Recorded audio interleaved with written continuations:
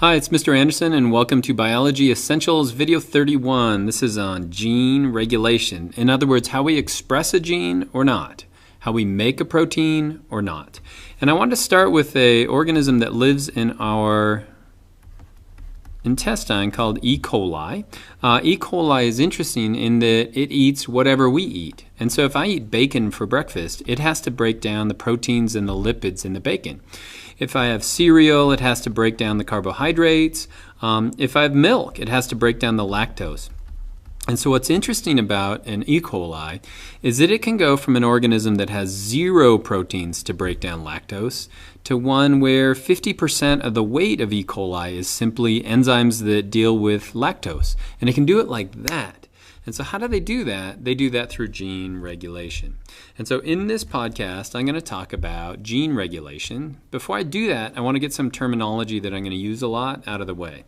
And so a regulatory gene is going to be a gene on the DNA that regulates another gene somewhere farther down. A regulatory sequence will usually be found just above the gene. And so what do I mean by that? So if DNA looks like this, the gene generally will be down here that we want to express or not.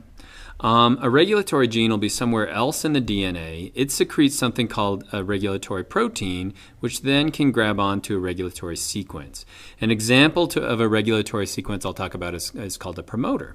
Once this is all fit up, then we can have an RNA polymerase actually make the gene. And so I'll go through that terminology, but when I'm talking about regulatory gene, regulatory sequence, those both deal with DNA. But when I'm talking about a regulatory protein, that's coming from somewhere else to help express the gene or not.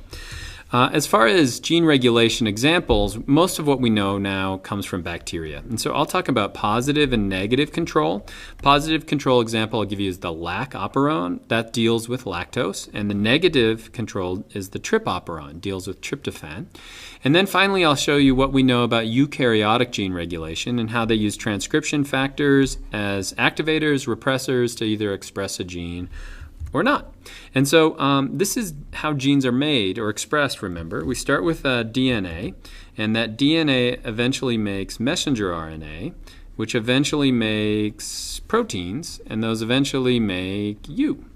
And so any step along the way, we can actually regulate the gene. So we can regulate it post-translationally, post-transcriptionally, so we can do it everywhere. But in general, most of the regulation I'm talking about is just going to be from DNA to messenger RNA. Do we express the gene or do we not? And so this is generally what goes on. We've got a gene like this. Upstream of that, we have a regulatory sequence. An example of this in eukaryotes would be the TATA box. And the reason it's called a TATA box is you have a thymine, adenine, thymine, adenine. And on the other side, you'd have TATA backwards, complementary to that. And so this is simply a sequence above the gene that allows the RNA polymerase to get on. And so we have a regulatory protein coming from somewhere else, remember, another regulatory gene, maybe downstream or upstream from this whole gene. The regulatory protein, an example could be the TATA binding protein. This is found in us.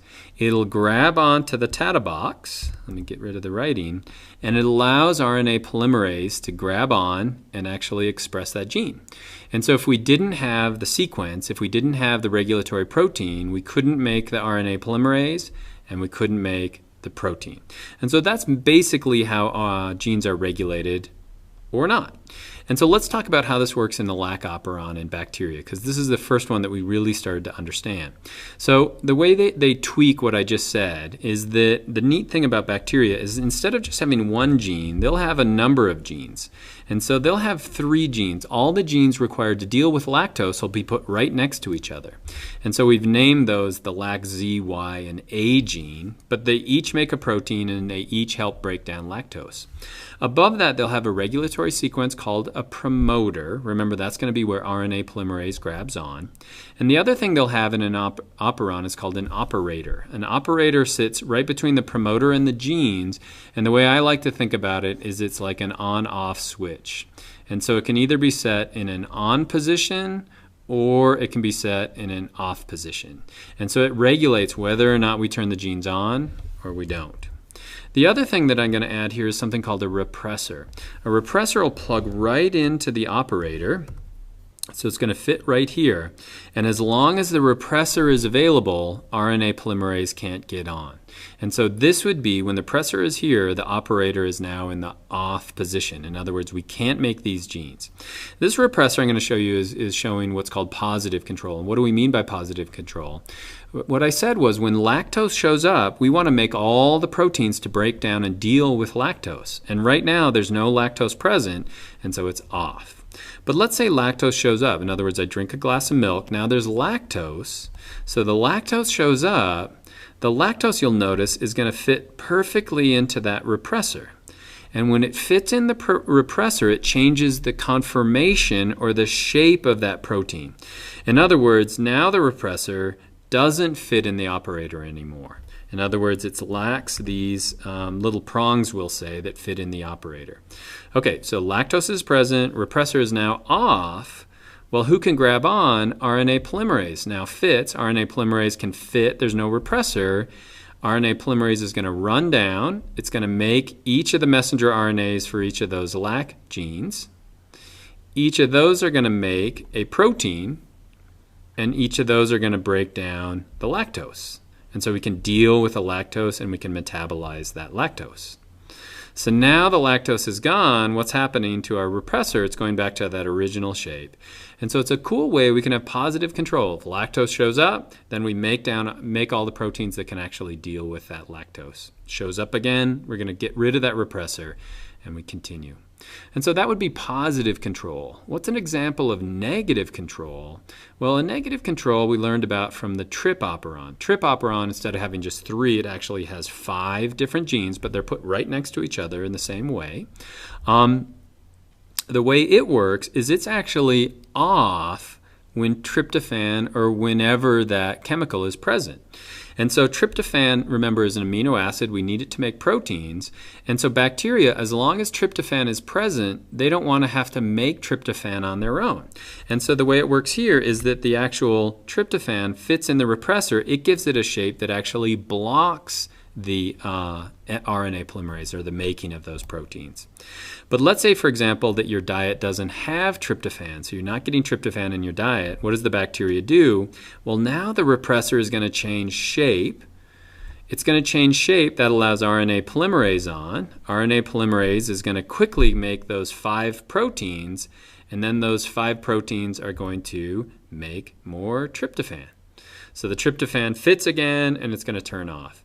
And so what that gives us is really cool control as far as a bacteria goes on if we have positive control in the case of lactose whenever it shows up, then we want to break it down, or tryptophan control, negative control, when it's there, then we want to turn it off. So simple, neat engineering solution to a real-world problem. Now, we don't have operons. Remember, in between each of our genes, we'll have long stretches where there's actually junk, quote-unquote, DNA. And so the way it works in us is a little bit different. We use what are called transcription factors. So RNA polymerase is here, but RNA polymerase can't get on until we have a number of transcription factors present. And so let's say we want to make a protein as well in eukaryotes. To do that, we have regulatory factors. Those are actually made by regulatory genes. They could be somewhere else in the DNA, or they could even be outside the nucleus in the cytoplasm. So in order for us to transcribe a gene, it takes a little bit more, it's a little more in depth. First of all, the transcription factors will allow the attachment of RNA polymerase.